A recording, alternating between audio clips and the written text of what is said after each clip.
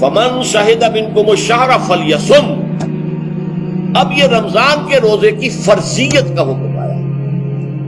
رمضان کا مہینہ وہ ہے جس میں قرآن نازل کیا گیا. اس کے بارے میں جیسا کہ میں نے عرض کیا پھر بعد میں عرض کروں.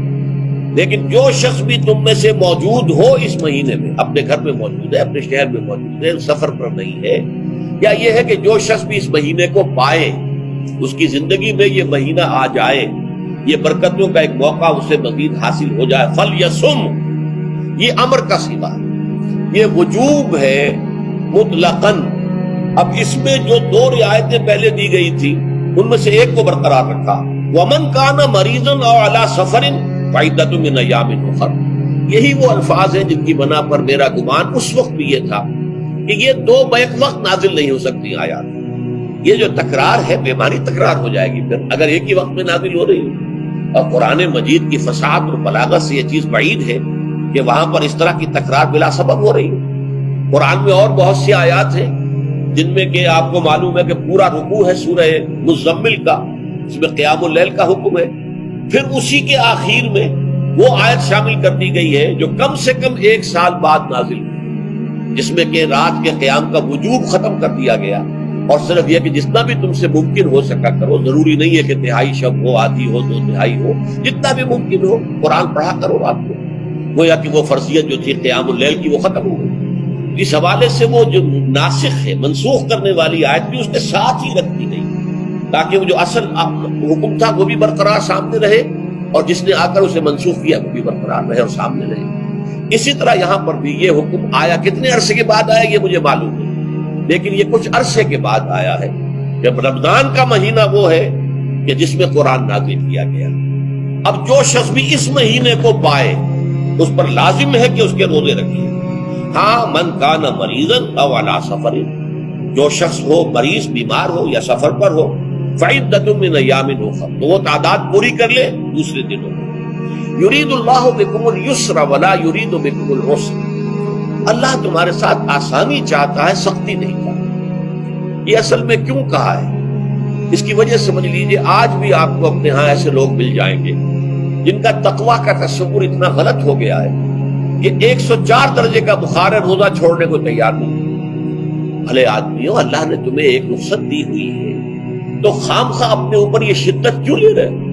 لیکن لیتے روزہ چھوڑنے کو تیار، روزہ قضا نہیں کرتے. سفر پر جا رہے ہیں اور روزہ قضا کرنے کو تیار نہیں. ایک موقع پر ایک غزوے کے دوران ایسا ہوا کہ کچھ لوگوں نے روزہ رکھا ہوا تھا لیکن وہ اتنے یوں سمجھیے مزمحل ہو گئے کہ جب پڑاؤ پر پہنچے تو جن کا روزہ نہیں تھا انہوں نے تو بڑی چاق و چوبند طریقے سے خیمے نصب کیے، سارا بندوبست کیا اور یہ جا کر بے سود ہو کر بے ہوش ہو کر گر پڑے. تو حضور نے فرمایا ان کو دیکھ کر، لیس من البر الصیام فی السفر. سفر میں روزہ رکھنا یہ کوئی نیکی کا کام نہیں. یہ نیکی کا غلط تصور ہے کہ جو تم نے اپنے اختیار کر لیا. یہ تمہارے اندر تشدد پسندی پیدا ہو رہی ہے. دین کے احکام میں جو مقصد ہے وہ کیا ہے؟ یرید اللہ بکم الیسر ولا یرید بکم العسر. اسی پر عمل کرتے ہوئے حضور نے فرمایا ہے کہ جو بھی علماء دین ہیں یا جو رہنمایان دین ہیں ان کا کام کیا ہے؟ آپ نے فرمایا یسروا ولا تعسروا. دیکھو آسانیاں پیدا کرو، سختیاں پیدا نہ کرو. دین میں سختیاں پیدا کرنا بھی وہ اسر اور اغلال بن جاتا ہے کہ جس کو رفع کرنے کے لیے اور جس سے لوگوں کو، یہودیوں کو اور تمام اہل کتاب کو نجات دینے کے لیے اللہ تعالیٰ نے اپنے رسول محمد صلی اللہ علیہ وسلم کو بھیجا. وَيَضَعُ عَنْهُمْ إِصْرَهُمْ وَالْأَغْلَالَ الَّتِي كَانَتْ عَلَيْهِمْ. کہ جہاں وہ نیکی کا حکم دیتے ہیں، بدی سے روکتے ہیں، پاکیزہ چیزوں کو حلال ٹھہراتے ہیں اور خبیث چیزوں کو، ناپاک چیزوں کو حرام قرار دیتے ہیں، وہیں وہ لوگوں کے اوپر سے وہ بوجھ بھی ختم کرتے ہیں کہ جو انہوں نے خام خواہ اپنے اوپر لاد دیا. ان میں سے یہ بھی ہے کہ یہ نیکی کا کام نہیں ہے کہ آپ سفر میں ہیں اور روزہ رکھیں. یرید اللہ بکم الیسر ولا یرید بکم العسر وَلِتُكْمِلُوا الْعِدَّةَ. لیکن یہ بات واضح رہے کہ اب تمہارے لیے تعداد کو پورا کرنا لازم ہے. یہ نہیں ہے کہ آپ اس کی جگہ پر فدیہ دے دو تو بات پوری ہو جائے گی. نہیں، روزے کی تعداد آپ کے رمضان میں 2 روزے 3 روزے چھوٹ گئے بیماری کی وجہ سے، ٹھیک ہے، لیکن دوسرے دنوں میں اس کی قضا دینی لازم ہے. وہ روزے رکھنے جو ہے آپ پر لازم ہے. ان کا کوئی بدل جو ہے وہ فدیہ نہیں ہو سکتا. البتہ یہ نوٹ کر لیجئے یہ حکمت نبوی ہے کہ یہاں اگرچہ وہ فدیے کا حکم جو ہے گویا کہ بظاہر قرآن مجید کے الفاظ سے محسوس ہوتا ہے کہ مطلقاً منسوخ ہو گیا، لیکن حضور نے اس کو خاص حالتوں میں باقی رکھا ہے۔ کوئی شخص اتنا بوڑھا ہو چکا ہے یا خاتون اتنی بوڑھی ہو چکی ہے کہ دن بھر کا فاقہ جو ہے اس میں اندیشہ ہے کہ کہیں ہلاک نہ ہو جائے۔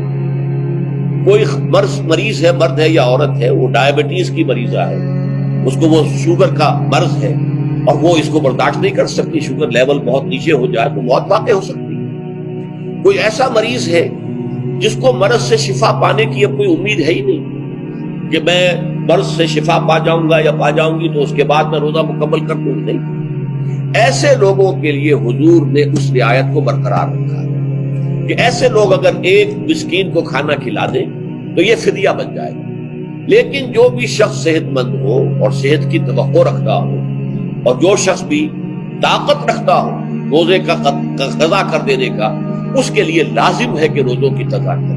وَلِتُكْمِلُوا الْعِدَّةَ وَلِتُكَبِّرُوا اللَّهَ عَلَى مَا هَدَاكُمْ، اور تاکہ تم اللہ کی کبریائی کا اعلان کرو اس چیز پر کہ جو اس نے تمہیں ہدایت عطا فرمائی۔ اب اس کا ایک تو ظاہر ہے کہ جب روزے ختم ہوتے ہیں عید الفطر میں، تکبیر اضافی تکبیرات کے ساتھ 2 رکعتیں ہیں جو ہم ادا کرتے ہیں۔ احناف کے نزدیک 6 اضافی تکبیرات ہیں اور اہل حدیث کے نزدیک 12، لیکن تکبیرات ہیں اضافی۔ اور یہ کہ جاتے ہوئے اور آتے ہوئے عید کے لیے آپ جا رہے ہیں تو تکبیرات پڑھتے ہوئے جائیے، واپس آ رہے ہیں تکبیر پڑھتے ہوئے آئیے، اور یہ بھی کہ جاتے ہوئے راستہ کوئی اور، آتے ہوئے راستہ کوئی اور اختیار کیجئے، تاکہ پورا شہر پوری بستی جو ہے تکبیر کی آواز سے گونجے۔ یہ ظاہر ہے۔ باطن اس کا کیا ہوگا؟